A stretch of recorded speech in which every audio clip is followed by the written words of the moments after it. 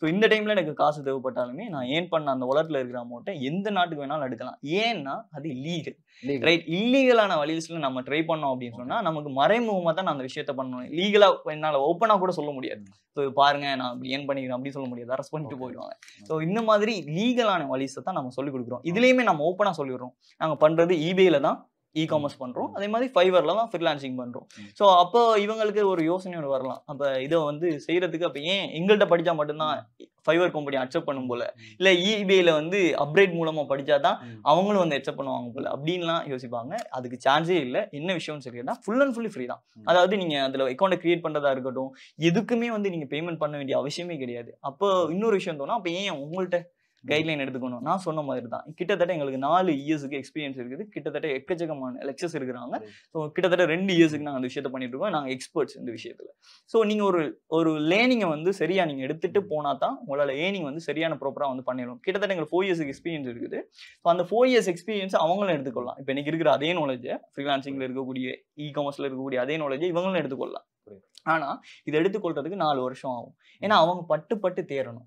இப்போ எங்களோட கைட்லைன் எடுத்துக்கிட்டாங்கன்னா நாங்க என்ன செய்வோம், அவங்க ஃபேஸ் பண்ண முதலே சொல்லிடுவோம், ஐயப்பா இந்த இடத்துல இந்த பிரச்சனை ஒன்று வரும், இதை நீங்க ஃபேஸ் பண்ணீங்க. அப்ப தெரிஞ்சுக்கிட்டே ஃபேஸ் பண்ணும்போது அவங்க என்ன பண்ணுவாங்க, ரொம்ப ஜாலியா ஃபேஸ் பண்ணுவாங்க. இதெல்லாம் எனக்கு தெரியுமா சொல்லிட்டு வந்துட்டாங்க அப்படின்னு சொல்லி. அப்ப ஏதாவது தெரியாத ஒரு பிரச்சனை வந்தாலும் எங்க ஸ்டூடெண்ட் சப்போர்ட் இது கண்டக்ட் பண்ணுவாங்க, அவங்க கிளியர் பண்ணுவாங்க. ஸோ இந்த மாதிரி தான் அந்த பாத்தை ரெடி பண்ணியிருக்கிறோம். Okay okay, very interesting.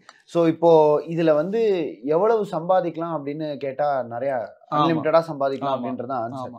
But ஆனா ஒரு ஸ்டிபுலேட்டட் டைம்ல என்னால ஒரு 1 இயர் நான் இதுல ஃபோக்கஸ்டா இருந்தேன் அப்படின்னா எவ்வளவு வரைக்கும் சம்பாதிக்க முடியும்? ஓகே, இப்போ இதுல ஒரு 1 இயர்க்கான ஸ்டிபுலேட்டட் டைம்ல சொல்றேன். ஆமா, இப்போ நம்ம வந்து சிம்பிளா சொல்றதுன்னு சொன்னா, இதுல வந்து நாங்க எந்த ஒரு இடத்துலயுமே வந்து எந்த ஒரு அட்வர்டைஸ்மென்ட் போஸ்ட் சொல்லக்குள்ளயோ இல்ல எந்த ஒரு போஸ்டர்லயோ எதுலயுமே நாங்க வந்து இந்த 2 வருஷத்துல மென்ஷன் பண்ணி கிடையாது நீங்க லட்சக்கணக்கில் ஏர்ன் பண்ணலாம் அப்படின்னு சொல்லி. லட்சக்கணக்கில் ஏர்ன் பண்றவங்க இருக்காங்களா கேட்டா இப்போ வரைக்கும் இருக்கிறாங்க. டெலிகிராம் குரூப் ஒன்று இருக்குது, கிட்டத்தட்ட 22,000 பேர் இருக்கிறாங்க. எங்களோட மொத்த ஸ்டூடெண்ட்ஸ் க்ரோடும் அண்ட் பப்ளிக் குரூப் அது.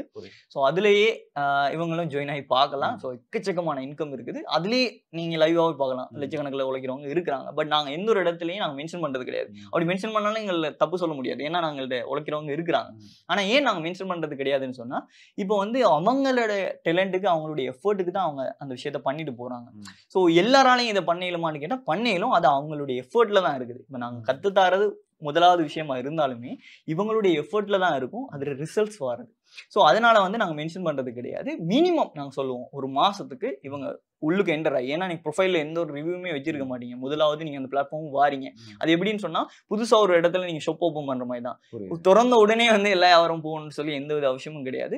பிகினிங்ல ஸ்டார்ட் ஆகும். ஒரு 2-3 கிளைண்ட்ஸ் வந்து வருவாங்க. அதுக்கப்புறமா உங்களுக்கு ப்ரொஃபைல்ல ரிவ்யூ வரும். அதுக்கப்புறமா ட்ரஸ்ட் பண்ணுவாங்க. அதுக்கப்புறமா லெவல்ஸ் உங்க அந்த பிளாட்ஃபார்மே வந்து உங்களுக்கு ட்ரஸ்டடான ஒரு பெட்ஜ் ஒன்று கொடுப்பாங்க ஒரு ப்ரொஃபைல்ல. ஸோ அந்த பெட்ஜும் எனக்கு இருக்குது.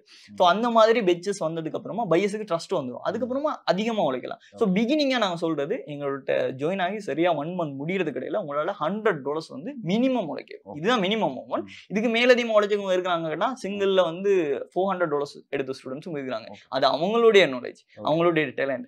ஆனா அதை நம்ம சொல்லி இப்ப நாங்களும் சொல்ல முடியாது அப்படி உழைக்கலாம் அப்படின்னு சொல்லி. அப்ப அதனால நாங்க மினிமம் கவுண்ட் சொல்றோம். $100 வந்து மினிமம் உழைக்கலாம், சரியா நாங்க சொல்றதை ப்ராப்பரா செஞ்சா. ஸோ அந்த மாதிரி அதை எடுத்துக்கலாம்.